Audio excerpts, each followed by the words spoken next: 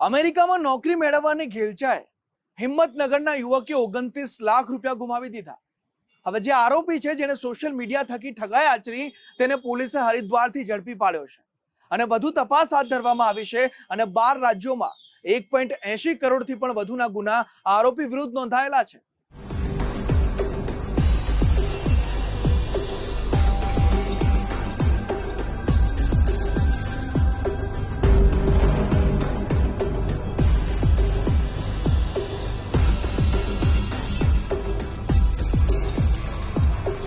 America, Canada અને યુરોપના વિકસિત દેશોમાં સારી નોકરી અને કમાણીની ઉજ્જવળ તકના નામે છેતરપિંડી આચરવી કોઈ નવી વાત નથી. ઉત્તર ગુજરાતના મહેસાણા, ગાંધીનગર, સાબરકાંઠા અને બનાસકાંઠા પંથકના યુવાનોમાં વિદેશ જવાનો ક્રેઝ વધારે છે. ભેજા બાજુઆ માનસિકતાનો ફાયદો ઉઠાવીને વારંવાર મોટી રકમ પડાવી લે છે.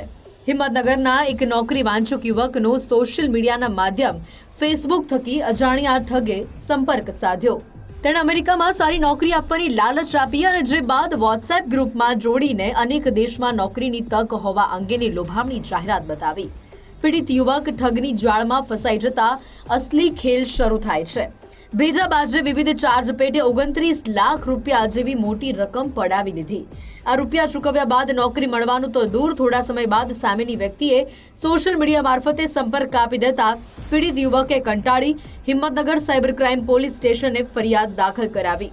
સાયબર ક્રાઇમ પોલીસે ટેકનિકલ એનાલિસિસના આધારે ઉત્તરાખંડના હરિદ્વારથી કવલજીત શ્રીનાથ પ્રસાદની ધરપકડ કરી. આ ઠગ કવલજીત મૂળ ઉત્તર પ્રદેશના ગાજીપુરના અંતરિયાળ ગામનો વતની હોવાનું સામે આવ્યું. કવલજીત શ્રીનાથ પ્રસાદની વિરુદ્ધ દેશના 12 રાજ્યોમાં 23 જેટલી ફરિયાદો હોવાની વિગતો તપાસમાં ધ્યાને આવી છે. આ શાતિર ઠગના બેંક એકાઉન્ટની તપાસ કરતા તેણે 14 બેંકમાં 1.80 કરોડથી વધુની ઠગાઈ અને અનેક લોકો સાથે આચરી હોવાનું સામે આવ્યું છે. પ્લેટફોર્મ એમાં પ્રથમ તો ફેસબુક દ્વારા સંપર્ક કરી ત્યાર પછી એને વોટ્સએપ ગ્રુપની અંદર એડ કરી એની પાસેથી એને લોભામણી લાલચ આપી કે યુએસએની અંદર વર્ક વિઝા પરમિટ આપી એને નોકરી અપાવવાના બહાના હેઠળ એની સાથે છેતરપિંડી કરી. એની પાસેથી એના ચાર્જિસ પેટે કુલ 29,61,363 રૂપિયાની માતબાર રકમ એની પાસે કુલ અલગ અલગ 24 જેટલા બેંક ખાતાની અંદર ટ્રાન્સફર કરાવી. અને તાજેતરમાં જે આરોપી પકડાયેલ છે જેનું નામ છે કવલજીત, જેના આ 24 ખાતા પૈકીને 5 ખાતા બેંક ખાતા એના નામ ઉપર મળી આવેલ છે. અને જે કવલજીત જે છે તે મૂળ વતની ગાજીપુર ઉત્તર પ્રદેશનો વતની છે, પરંતુ એ હરિદ્વાર ખાતેથી આ રેકેટ ચલાવતો હતો. આ ભેજાબાજને ઉત્તરાખંડથી પકડ્યા બાદ હિંમતનગર લાવીને તેની આખરી પૂછપરછ હાથ ધરવામાં આવી.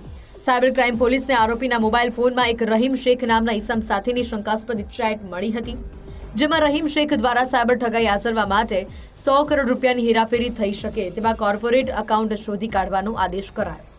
સાયબર ઠગ કવલજીત શ્રીનાથ પ્રસાદની વાતચીત થઈ તે રહીમ શેખ છેતરપિંડીનો માસ્ટર માઇન્ડ હોવાની શક્યતા પણ નકારી શકાય તેમ નથી. તાજેતરમાં જે અમારે પીઆઈ શ્રી HP ઝાલાના સુપરવિઝન હેઠળ જે સાયબરની ટીમ તપાસ કરી રહી છે, તો એને આ જે પકડાયેલ આરોપી છે એના મોબાઈલ ફોનમાંથી એક રહીમ શેખ નામના ઈસમ સાથેની એક શંકાસ્પદ ચેટ મળેલ છે. એ ચેટની ટેકનિકલ વિગતને એનાલિસિસ કરતા એવી માહિતી ધ્યાનમાં આવેલી છે કે એણે ગુનાહિત કૃત્ય આચરવાના હેતુથી આ આરોપી પાસેથી કુલ 10 કરોડથી લઈને 100 કરોડ સુધીના કોર્પોરેટ એકાઉન્ટની માંગણી કરેલ છે.